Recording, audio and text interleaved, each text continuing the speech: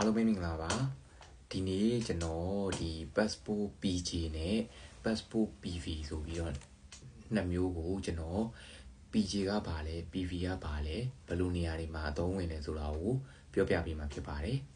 အဲ့တော့သိနေပြီးသားလူတွေကကြော်သွားလို့ရတယ်အခုမှစာလျှောက်ဖို့အတွက် passport စာလျှောက်ဖို့အတွက်ဘယ်စာအုပ်ကိုလောက်ကမလဲမသိသေးတဲ့လူတွေကတော့ဝင်ကြည့်စေချင်တယ်အဲ့တော့ကျွန်တော်ပထမအဆုံးအနေနဲ့PG passport ဟာဘယ်နေရာမှာအသုံးဝင်လဲဘယ်နေရာတွေဘယ်သူတွေကလုပ်တင်လဲဆိုတာကိုတင်တော့တစ်ချက်ပြောပြပေးမယ် PG passport ကဒီအလုပ်သမား passport ဖြစ်တဲ့အတွက်ဒီတခြားနိုင်ငံမှာအလုပ်သွားလုပ်မဲ့လူတွေပြီးတော့တခြားနိုင်ငံကနေအလုပ်ခေါ်စာလမ်းခေါ်စာလူတွေအတွက် PG passport ကလုပ်ထားတဲ့ねဥပမာထိုင်းနိုင်ငံဆိုရင်မြန်မာနိုင်ငံကနေ MOU ဆိုတဲ့ဒီစနစ်နဲ့အလုပ်သွားလုပ်တဲ့လူတွေဆိုရင် PG နဲ့သွားရတယ်ပေါ့နော်ပြီးတော့နောက်တစ်ခုအနေနဲ့ဂျပန်ဆိုရင်လည်းအဲ့တိုင်းပဲအလုပ်သမားခေါ်တဲ့နာမှာ PG တွေကိုဒီဆောင်ရွက်ဖြည့်ပြီးတော့ interview တွေအောင်ပြီးတော့ PG တွေနဲ့ပဲခေါ်တယ် PV တွေနဲ့ကြတော့အလုပ်သွားလုပ်ဖို့အဆင်မပြေဘူးအဲ့တော့အဲ့ဒီလူတွေက PG ပို့ပြီးတော့လုပ်ထားတင်တယ်ပေါ့နော်ဒါကတော့ PG စာအုပ်သက်အားသာချက်တဲ့အချက်ပေါ့နော်နောက်တစ်ခုအနေနဲ့ PV စာအုပ်ကဘာလဲဆိုတော့အလဲစာအုပ်ဖြစ်တယ်ခီးသွားစာအုပ်ဖြစ်တယ်ပေါ့နော်ပြောမယ်ဆိုရင်ဒီ PV စာအုပ်ကင်လာတယ်ဆိုရင်အာဆီယံ10နိုင်ငံလုံးကိုဗီဇာကင်းလွတ်ခွင့်နဲ့ဝင်ရောက်အလဲသွားလို့ရတယ်ပေါ့နော်တချို့နိုင်ငံဆိုရင်14ရက်တချို့နိုင်ငံဆိုရင်1လ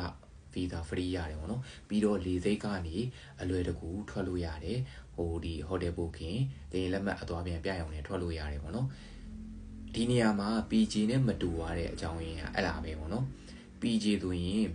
တစ်ဖက်နိုင်ငံရဲ့အလုပ်ခေါ်စာတွေရှိတော့မှဒီလေဆိပ်ကနေအလွယ်တကူထွက်လို့ရတာဖြစ်တယ်အလုပ်ခေါ်စာမရှိဘဲနဲ့ဆိုရင်ဒီ PV လိုပဲဗီဇာမရဘူးသူကအဲ့လိုမျိုးအလဲဗီဇာမရတာဖြစ်တဲ့အတွက်ဒီတိုင်းတခြားနိုင်ငံကိုထွက်လို့မရဘူးအဲ့ဒါဒီမှာ PV ကပို့ပြီးတော့အားသာတယ်ပေါ့နော် PV တခုရှိထားရုံနဲ့ဒီတချို့ဆိုရင် PV တွေနဲ့တခြားနိုင်ငံမှာအလုပ်လုပ်နေရရတဲ့အများကြီးပဲပေါ့နော်ဥပမာအနည်းဆုံးဖြစ်တဲ့ဒီထိုင်းနိုင်ငံပြီးတော့တခြားပဲဒီအာဆီယံနိုင်ငံမှာလည်းတော်တော်များများရှိတယ်ပေါ့အနောက်နိုင်ငံဖြစ်တဲ့ဒီဒူဘိုင်းတို့အဲ့ဒီမှာလည်း PV စာအုပ်တွေနဲ့အလုပ်လုပ်နေတဲ့လူတွေရှိတယ်အဲ့တော့ကိုကအခုမှ passport စာလျှောက်မယ်ဆိုရင်ဘယ်စာအုပ်ကိုလျှောက်တင်လဲဆိုတာကိုကျွန်တော်အခု PG နဲ့ PV ကိုဒီအသုံးဝင်ပုံကိုပြောပြတဲ့ပုံမူတည်ပြီးတော့စဉ်းစားပြီးတော့လျှောက်စေခြင်းနဲ့အခုလက်ရှိအနေထားနဲ့ဆိုရင် PV စာအုပ်ကနေမြန်မာနိုင်ငံမှာ PG စာအုပ်ကိုပြောင်းရင်လွယ်တယ်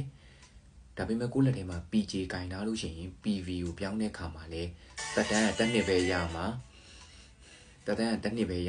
ဒါပေမဲ့ဒီမလွယ်ဘူးပေါ့နော် G ကနေ PV ကိုပြောင်းတဲ့အခါမှာလဲ PV ကနေ PG ကိုပြောင်းတဲ့အခါမှာအရန်လွယ်တယ်စာအုပ်တက်တန်း9နှစ်ရတယ်ပေါ့နော်အဲ့လိုမှမဟုတ်ဘဲကိုယ့်လက်ထဲမှာ PG ရှိတယ်ဆိုရင် PV ကိုပြောင်းတဲ့အခါမှာ